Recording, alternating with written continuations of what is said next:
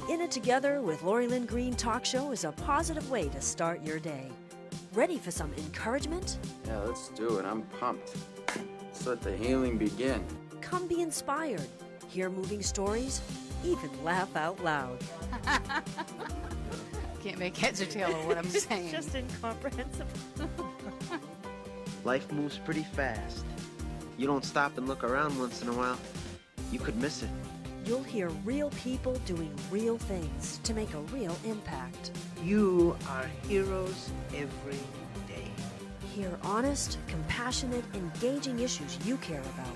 You see people come together to do good in our community, and the more we come together, the more good we can do. Listen in and get started on redesigning your life and hear what's positive in Greater Manchester. Here's your happy host, Lori Lynn Green. Good morning, friends in Greater Manchester. Welcome to In It Together. We are so glad that you've tuned in. If you'd like to find us on the web, you can go to inittogether.net. Listen live or to previous shows, even link to our Facebook, our Twitter, our Instagram, our LinkedIn, and I know there's one more. Oh, yeah, YouTube. All right, and if you like and follow us, you'll see we're bringing out the best in people to influence positive change in this community and beyond. Today is Personal Safety Day with a Master Trainer of Defensive Strategies, Bob Bollard, who is here to help us understand how to avoid prosecution by understanding the gun or firearms laws here in New Hampshire. Something that he teaches and trains people on a regular basis, and it's very important to know, and you don't know what you don't know. So we'll be back right after this. Stay tuned. Hi, I'm Lori Lynn Green, Advancement Strategist and owner of AlphaAdvancementStrategies.com. I've been very successful at helping people overcome stressful situations to get immediate results in their personal and professional lives. At Alpha Advancement Strategies, we provide a non-judgmental and supportive environment, empowering clients to focus more on reaching their goals. You can find us on the web at alphaadvancementstrategies.com or call us at 603-860-9260. Alpha Advancement Strategies is where you invest in yourself. Hi, I'm Mark Major, certified coach and speaker. Join me Wednesdays at 9 a.m. for It's a Wonderful Life, all about leadership development and living a positive lifestyle. Only on In It Together with Lori Lynn Green. Hi, I'm Bob Bollard, Chief Instructor of Defensive Strategies and anchor of the Personal Safety segment, where we talk about personal protection, situational awareness, and home defense. Tune in every Thursday at 9 a.m. and refuse to be a victim. Only on In It Together with Lori Lynn Green.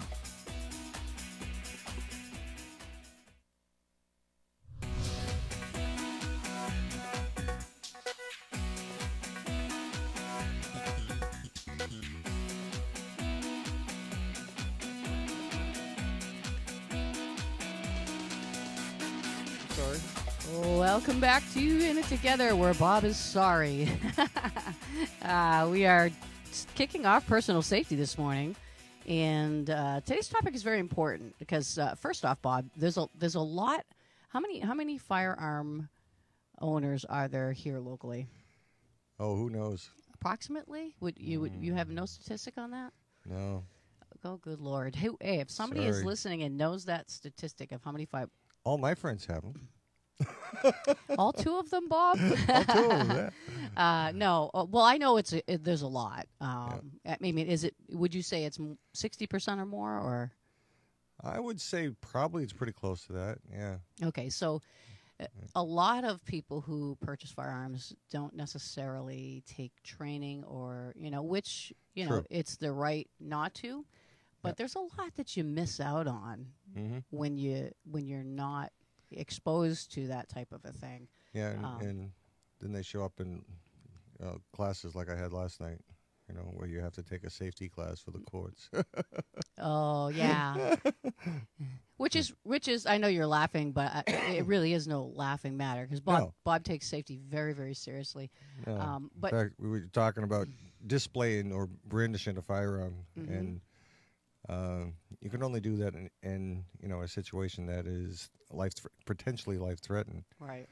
And there was one guy in class last night that learned the lesson the hard way. It's called criminal threatening if you do it when you're not supposed to. Yeah, and this is what I love that not just your company but your whole idea about firearms is all about defense. And there's a lot of people out there that teach more of offensive, but yours is merely, it's really about personal safety and protection. Keeping you out of jail, keeping you safe, all that good stuff. Yeah, and so from that perspective, there are you would agree, there are places out there that you would not recommend people go for training. There are places, there are attitudes out there about firearms that are dangerous, that and this is why you do what you do, to try to prevent a lot of this. And so I appreciate it. I remember taking my first class with you a few years ago. And as a matter of fact, I just left you a recommendation on Alignable this morning. And I was trying to reflect back when I first took a class with you. And I remember my husband had bought me a firearm for personal protection. And I didn't want to use it, or I didn't want to touch it until I really knew how to be safe with it. And so fortunately for me, you and I have a mutual friend now who's also a trainer at Defensive Strategies, a woman friend. And hi, Lynn. And she not to mention names, but she was even as a young child, I don't want to say a young child, but when she was a kid, she remembers shooting and things like that. But they were taught very well, because they taught things like this in school when you were young. A very different time. Yeah, because hunting was normal, and that. I mean, kids would go to school and bring their rifles with them on the school bus. I mean, it was a very different time back then. Right. And it's. So it is a very different time, and what's different isn't that the firearms have changed. It's that the attitudes and the stigmas and the way people think about them has changed. Exactly. And so a lot. This is what you try to educate people with, and I'll tell you, like I said, I was going through kind of my little story here, just to share. And what I posted on your Alignable recommendation was that Defensive Strategies focus of mainly self-defense. You guys made me feel extremely comfortable. You definitely taught me things that I could never have known otherwise, especially about the laws, the proper handling, use, and storage of a firearm that is safe. But I mean, you answered my questions. You never made me feel stupid. Your whole goal was to help me have confidence, and confidence comes in with true knowledge of what you're doing, and I didn't have that, and so because of that, I kind of came in a little bit apprehensive and nervous, and it's understandable. And you know what? I got to be honest. I think that's a really smart, healthy way to come in. I think people come in with this, I watched the latest movie and I'm a gangster kind of attitude is really the wrong attitude, and you would even say that. Yeah, you find that more in men though, not typically in women. Well, that's interesting, because you told me that too. I love that you have exclusively women's classes. You have mixed classes, but you also have women's classes, because a lot of women will come in. Some of them have been victims of domestic violence or previous issues in their, and they probably owning a firearm would be the furthest thing from their mind, but they find themselves having to protect themselves or their children or something like that, and they want to make sure. So I recommended you because I feel like as a woman like myself with small stature and whatever, feeling like I'm a fish out of water here. This is not my world. It really wasn't my world, and I didn't really feel like that was something that I ever wanted to do. I grew up around them, though. I had a father and several brothers who, they were hunters, sportsmen, collectors, so I knew they were around, but we never went in that room. Like we just understood. It was taboo. Well, what it was we were instilled with the seriousness of responsibility of there's certain things you just don't do. Mm-hmm. Before I continue, there's a comment here I'm going to read, and it says New Hampshire comes in at number 13. Oh, thank you so much as far as statistics, with 14.6 guns for every 1,000 residents. That's 19,284 registered firearms dispersed among 1,323,459 people. He says, in this picture, a gun owner listens as presidential candidate Senator Ted Cruz of Texas speaks to potential supporters at the Londonderry Fish and Game Club in Litchfield. Okay, so this is a I've been there. I know you have. Bob is actually the treasurer for the Londonderry Fish and Game Club. So thank you for that statistic. So there's only did I hear that right? There's only 19,000 guns in New Hampshire? No, it's 19,000 registered. But so I don't know what that means. Yeah, that's got to be wrong, because I mean that seems really low to me. All right, so I'm going to encourage this person that did that research. We thank you for it, and we're not saying you're wrong. You're probably reading off of an article you read, and I think that's great. But if you would be so kind as to go and try to find those statistics, maybe from the state. I mean, or something? I own half of that. Maybe the state registry or something, because Bob's going to say, well, half of those guns are mine. All right, so obviously there's a lot of stigmas about firearms. Oh yeah. A lot of that comes from misunderstanding, ignorance, and a propagation of the gun is bad. And the only thing I can say about that now that I've learned is just like Mothers Against Drunk Driving, all the there are, if you looked at the number of car accidents or right. DWI accidents because of people drinking, they've never banned a car, right. as far as I know. So, but. Yeah, the problem is that, I mean, you're right. I mean, over the years it has changed because of the stigma, and that's because of one side, okay? Mm-hmm. And the education system, okay, they're training kids not to accept guns, okay? It's a social justice war, exactly what's going on, okay?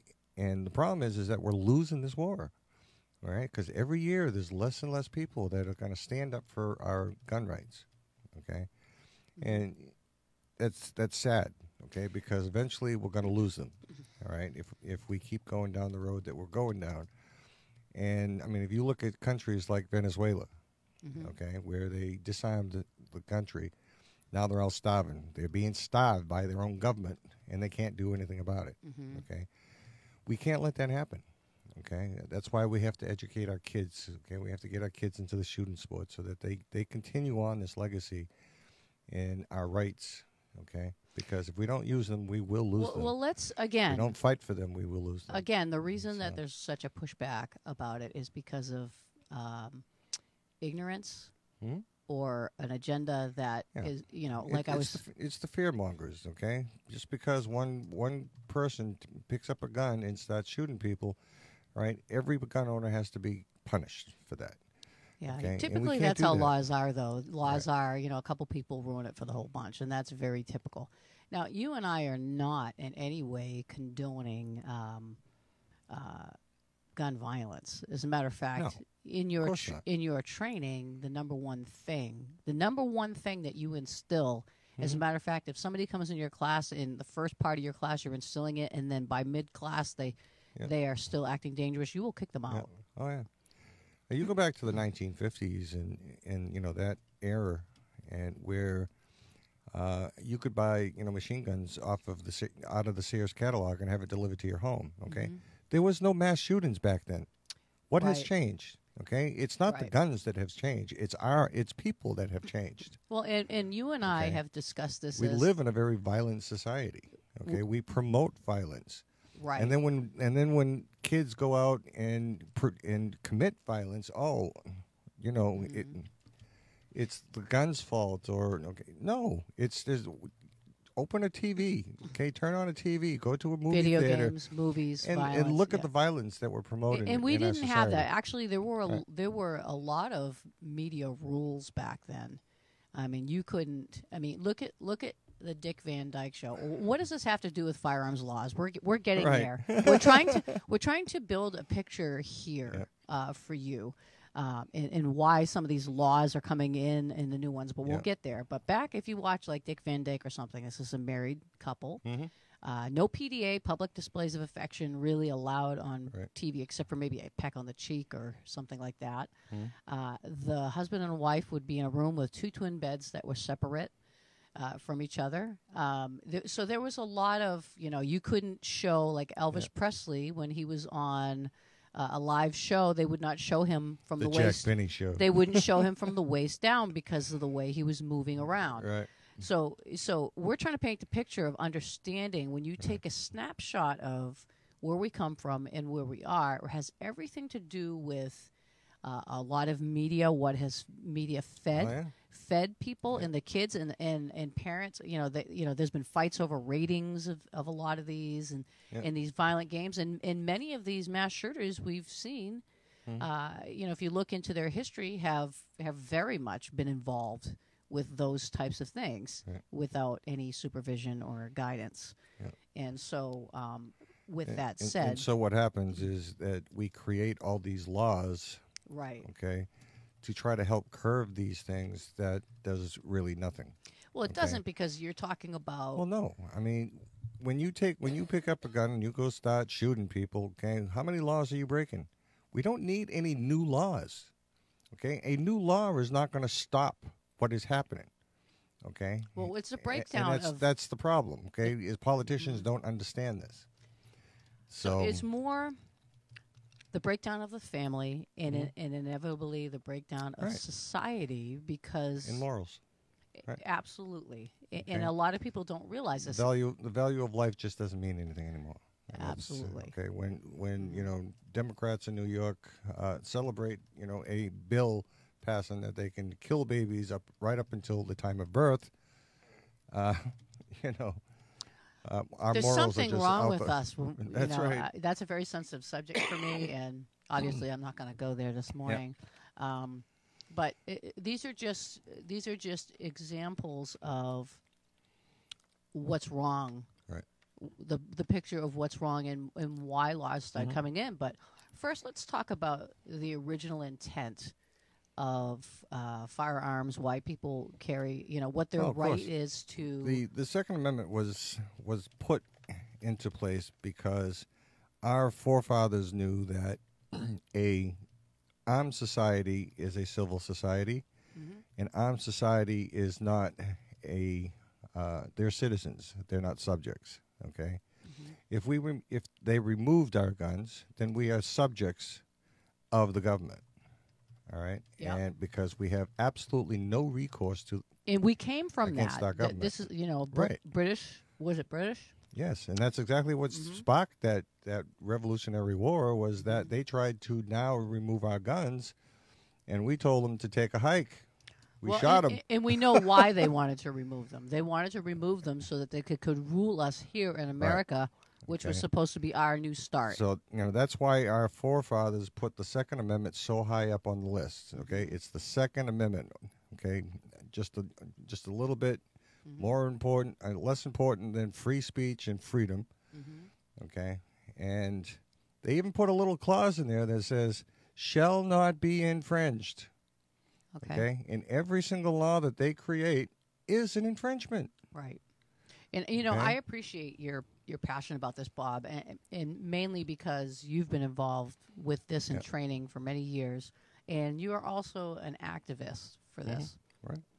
Now let me, I'm more of an advocate of life and the protection of it and the right to protect yourself and your loved ones.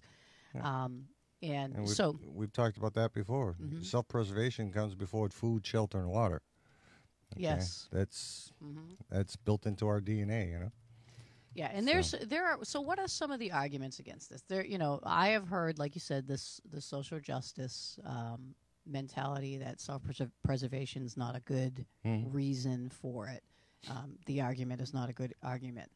And this is an interesting thing because it's innate. It's not something endowed by our Creator to protect ourselves before food, shelter, anything like that. I mean, face it, when we started off, we were living outside. Mm-hmm. We didn't have a condo or a house or anything like that. If you didn't hunt, you And didn't eat. there was a lot of harm that could come to us, and so God created us that way. Now, again, you and I are not promoting irresponsibility with firearms. As a matter of fact, you and I would suggest if you are not responsible and you are one of these people that are extremists or whatever, that we would not recommend that you have a firearm personally. Right. But we would fight for your right to have one. Right. All right. So now, looking at some of the laws. Oh, actually, we have to take a very short break, but we're going to come back and we're going to talk about past laws and new laws coming up, and we'll. So very brief. Stay tuned. Mark Major knows that great coaches need constant training to be effective. As a certified coach, teacher, and speaker with the John Maxwell team, Mark can help you identify and activate your personal and professional goals. If you seek to do more and be more, look up Mark on the web at johnmaxwellgroup.com/MARC-Major or call 603-674-6818. Mark Major, growing leaders and adding value. Little Leapers and Knowledge Keepers Childcare and Preschool offers learning experiences that give kids a healthy sense of self and meaningful connections to the world around them. We teach children from a positive perspective so they learn healthy conflict resolution and develop character. Owner Jennifer Lever has over 28 years' experience in child development. She's helped children learn to read as young as 18 months. Join our happy place where we make happy happen, located in Pinardville, bordering Bedford and Manchester. Call today at 603-491-1780.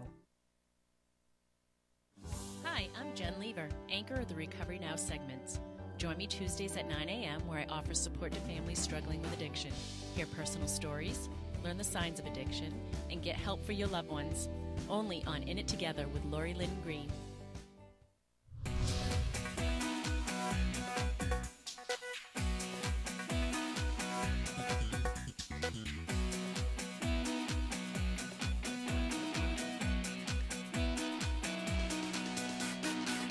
Welcome back to In It Together in the midst of personal safety with Bob Bollard this morning, talking about avoiding prosecution by understanding the laws here in New Hampshire as a firearm owner. But here's an interesting thing. We kind of went through a little bit of history and what Bob and I have as an understanding of what has been the breakdown of our society that has caused so much pushback as far as the right to bear arms and also to protect your own life and those that you love. And so there's a lot of people that don't understand these laws, and it's very important to know. Some of them are good laws, and Bob would agree with that. But then there's a going over the line. Yeah, we do have.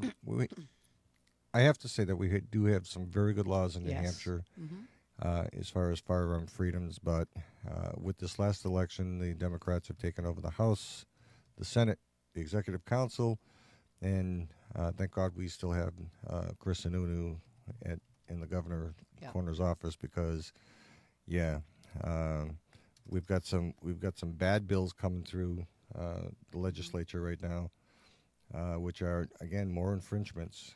Okay, so what? Tell us a little bit about it. Well, first one would be HB 101, which this bill allows the school districts to school administrative unit or chartered public schools to adopt and enforce a policy regulating firearms, firearm components, ammunition, firearm supplies, or knives within its jurisdiction. Okay, let's just stop here for 1 second. Yep. Okay, thinking about that. This is what you're basically saying is this is a gun-free zone. See, it allows the school to ban guns or not to ban guns. Okay. So that means that we are the ones that need to know this. Which schools are banning guns, which ones are not.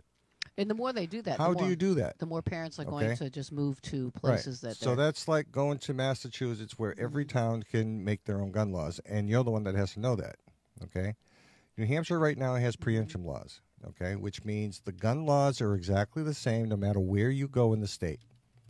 So now when we start eroding these preemption laws, and having Oh, no, you can't carry here, but you can carry over here, and it's the same type of place. All right, you can carry in this school, but you can't carry in this school. All right, totally ridiculous. It is ridiculous. We need these laws to be the same no matter where we go. It gets to the point where the citizens now have to be almost lawyers to know what their rights are in their own communities. Okay. But this is what they do. Okay, is they death by 1,000 needle pricks. Okay, and that's what it is. Okay, they erode these things very quietly and very surely. What was it? So eventually, we're not going to have anything left. Well, let's give a good example of last year. Was it? I believe it was last year or the year before that there was a concealed carry law that you had to have a concealed carry permit in order to conceal a firearm. You could wear it openly and not have any problem, but the moment you put on a jacket, you become a felon.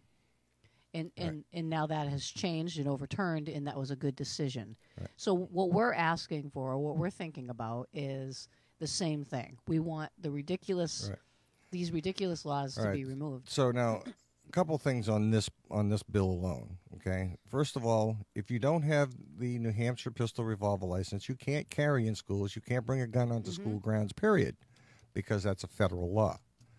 All right, so now they're only talking about permit holders these are people who have gone through background checks, okay, and they've been approved to carry that firearm. But now they're going to start saying, well, you can't do this over here, you can't do this over there. So it almost contradicts the law that they made to give people the freedom, and now they're going to try to find another way to take it away. Right.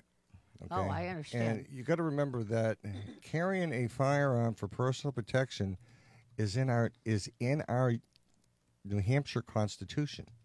Right. Okay. So again, all of these, as far as I'm concerned, are illegal. So you're talking about unconstitutional laws. Right. All right. So the next one is HB 564, which again is talking about carrying in schools. Okay. Possession of firearms in a safe school zone. No person shall knowingly carry a firearm as defined in RSA 173B1. Right, in a safe school zone as defined in RSA 193D. Any person who violates this provision of this paragraph shall be guilty of a Class A misdemeanor. Okay. Now, a school zone is the school, its grounds, its parking lots, and 1,000 feet around it. That means, most schools are right on the road, that too, means so you can't even go on the road. Okay, so have you ever tried to drive through a town and not pass within 1,000 feet of a school zone? See, so they're physically impossible. They're impossible. So they're passing laws that are exactly. Okay. Yeah, that's kind of crazy. Right now, okay, the federal law. Okay, and this is another example of this is an unneeded law. All right. Right now, the federal law. If you don't have a New Hampshire pistol revolver license, you can't carry within 1,000 feet of a school zone, anyways. Okay. Okay. But okay, now the point here is, okay, and the reason why they want a state law is because a local law enforcement officer cannot arrest you for a federal charge. All right, so if he stops you within a school zone and you have a gun and you don't have the permit, then he can't arrest you. He has to call a federal officer to arrest you. This bill will allow the local law enforcement officer, Manchester, Amherst, whatever it is, okay, to arrest you on the spot. Okay. So the process of all this and the expense of it's just unbelievable. And this is why now, again, as a disclaimer, we are not lawyers. Bob has relationship with lawyers, especially who are very well seasoned in gun law. But just kind of, there are some comments coming in. I'd really like to share some of these. The first one was our original poster. He said there's actually 1.4 million. Which is 4.4, 201,000. I don't really understand how he said that. People that that have firearms here in New Hampshire. Another question here is, we have someone that wants us to discuss the red flag laws and why they violate due process. Yeah.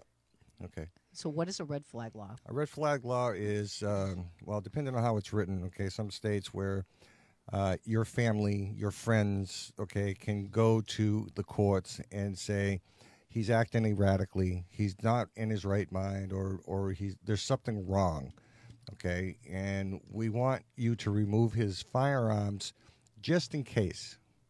Okay, and that's what it's all about. Okay. That's crazy. That's what red flag laws are. Okay, so they're trying to prevent crimes before they even happen now. Okay, Which they're you trying can't to do read. that. Yeah, well, this is 1983 or all. This is okay. Yeah, it's basically we're trying to predict. Oh, well, you're gonna commit a crime and start killing people with your firearms. So we need to remove those for a while. From what I know, isn't Okay. that called profiling? Well, Wouldn't it's that not. be like It's not profiling? when you do it on Americans. It's only profiling when you do it on illegals. And I think that's a facetious comment you're making. Yeah, right. Sorry. Wow. No, but it's very important for us to understand that there are our constitutional Yeah. rights are being threatened Right. by unconstitutional laws, profiling. The biggest one that you said with the schools is within 1,000 feet of a school, which means you can't even drive by one. Right. Some of these are just unbelievable. Yeah. So the red flag laws basically try to remove your firearms for a temporary, usually up to a year. Okay. And most of the time, depending on what state you're talking about, it requires a court order. Okay. But it's written into the bills that these cases will go to court immediately. Okay, you're not going to wait 6 months to be in front of a judge. Okay, because it's an immediate protection order. So since you're on this, somebody's asking if you could please explain the due process so that we can understand how the red flag laws are. Well, the due process, unconstitutional. each state that has red flag laws is different. Okay. Well, for New Hampshire, but we don't have red flag laws in New Hampshire, thank God. But we don't want them either, not right? Yet. Well, again, all right. This goes back to a lot of mental health. Okay. We don't right now. New Hampshire doesn't report mental health to the feds. Okay, because there is absolutely no vehicle that once you do report this person because he was an involuntary committed to a mental hospital. All right, so we're going to report him to the feds. But when he gets out and he's better, and we all know that mental health is fluid. That's right. There is no vehicle for him to get off this list. It is fluid. Let me explain why I think it's fluid. Okay, you have somebody who just lost their wife and has to go through a time of emotional healing and may have taken medication or everything. After a year, they're healed, they're healthy, they're doing better. Exactly. And they shouldn't have to have their rights to protect themselves revoked. Now, as far as due process here, so I'm reading, I'm looking at an article here that basically tells us that firearm owners have to oppose these red flag laws because it denies people without due process. Right. And so, what is due process? That's the question. Well, your due process is your time in court. Okay. It goes past. Red flag laws basically the person bringing you to court saying that you're not acting right has to have some type of proof. Yeah, because you can't just, I don't like this guy because of the color of his skin or because of the funny way he walks. And that's exactly what's happening in these states. Okay, that's not okay. Is that they're using it. It's again, any law that you put on the books is subject to abuse, and red flag laws are going to be abused. Okay, like there's no tomorrow. Yeah, no, I understand. I feel like, so thank you for your questions on Facebook. Anybody on the Facebook, we welcome your questions. If we have a little bit more time here, if you want to make a comment or ask a question, we would love to have it. Or you can call us at 603-384-3535. That's 384-3535. Okay, so there's two bills I want to still get to. Go ahead. All right, HB 109. All right, this bill requires commercial firearm sales or transfers in the state to be subject to criminal background check and provides a criminal penalty for violation. Okay, this bill is so-called closing the gun show loophole. Okay, which does not exist. Okay, this bill is totally useless because it's already a federal law. All right. So why would they try to? And we see this a lot, where they try to put in a law that's already a law. Because these anti-gunners create problems. Create solutions where there's no problem. And there is no problem here. Okay, there is no gun show loophole. Okay, What is it that they're saying is the loophole? The loophole is private firearm sales. Okay, that's what they're trying to close. All right. But there is no loophole okay. because you can sell your firearm. Someone is either in the business of selling firearms or they're not. Okay, I own a lot of guns, right?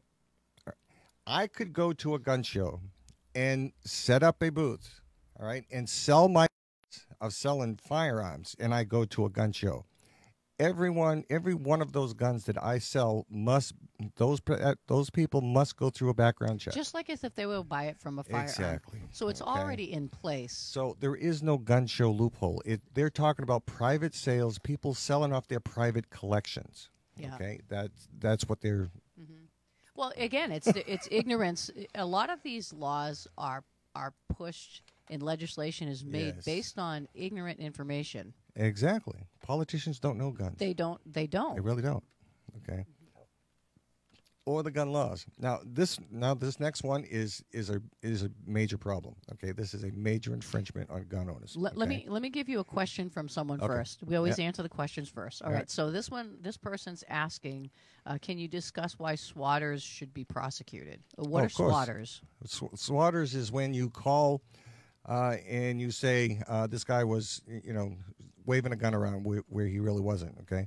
Oh, okay. Some of that. So somebody accusing someone. A friend of mine actually had this happen to him. Okay. He was open carrying. He brought his girlfriend into the women's center in Portsmouth. Okay, for a doctor's appointment. Mm-hmm. He was open carrying his firearm. Right. Which is legal. Which is legal. Right. Okay. He brought her into the building. Somebody behind the counter called the cops, okay, and basically said, there's a guy here. He's waving his gun around, and, of course, it was a full SWAT response, okay?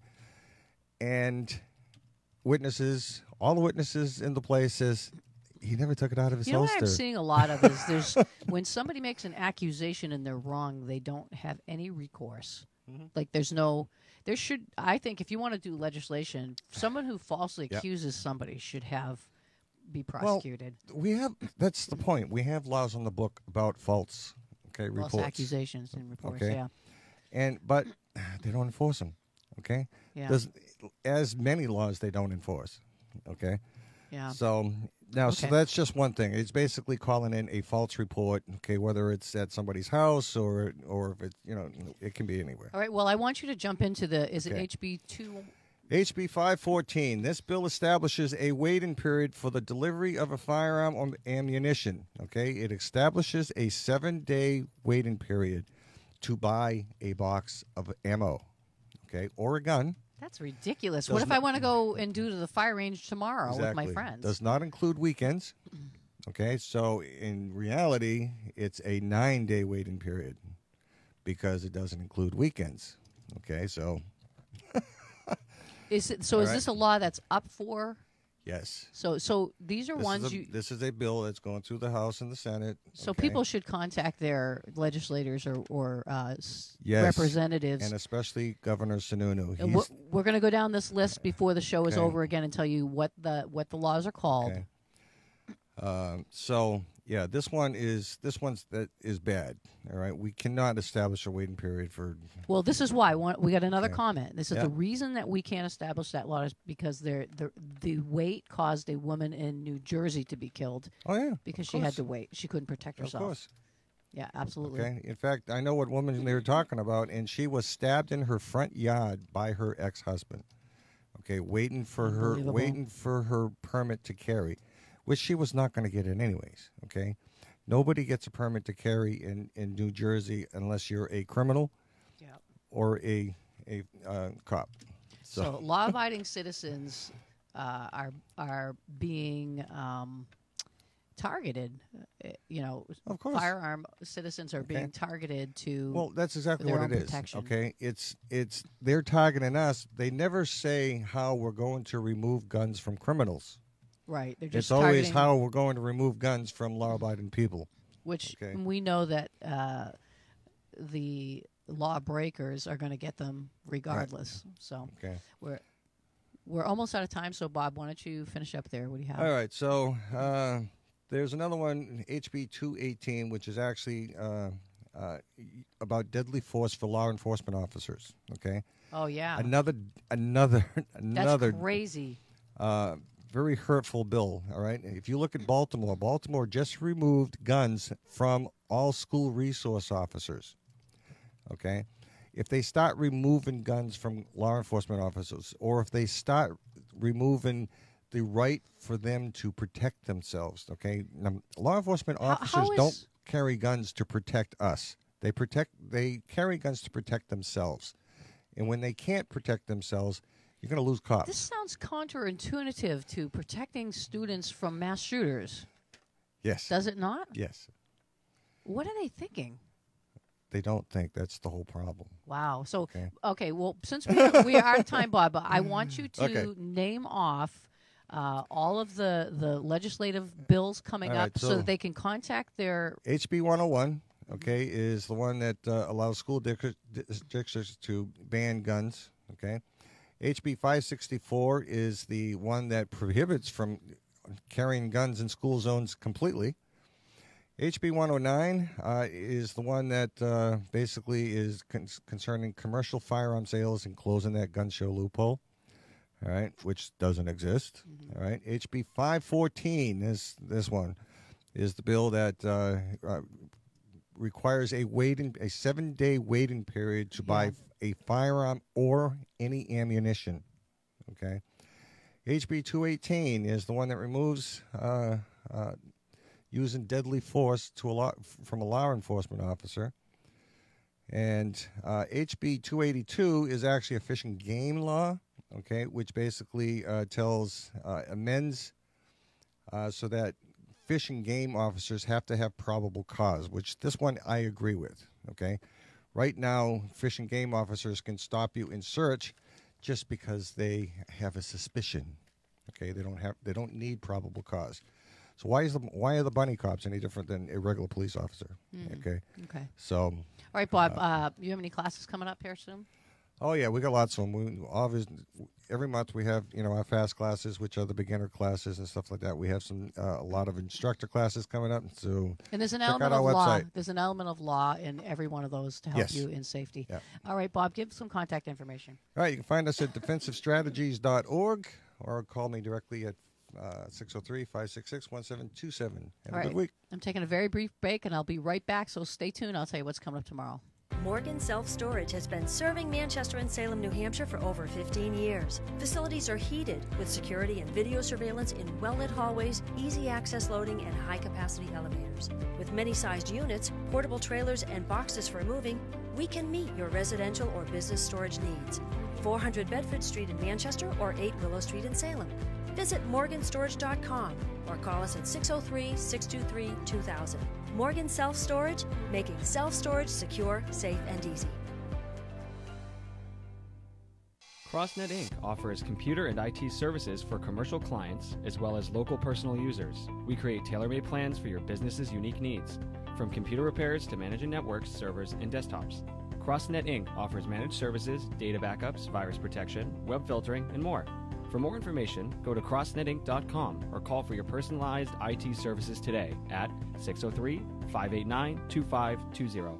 CrossNet Inc. IT services that keep your business running when you're on the run. Hi, this is Lori Lynn Green, Advancement Strategist and Coach Trainer at alphaadvancementstrategies.com.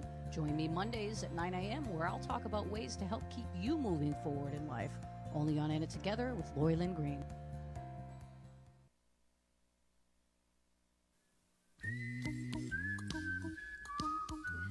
That concludes today's Personal Safety. If you want to join us tomorrow, I have a special guest. Alex Harvey will be here from Illuminate Design talking about cultivating deep client relationships and value engineering from Illuminate. All right, so have a blessed day. And remember, we are in it together.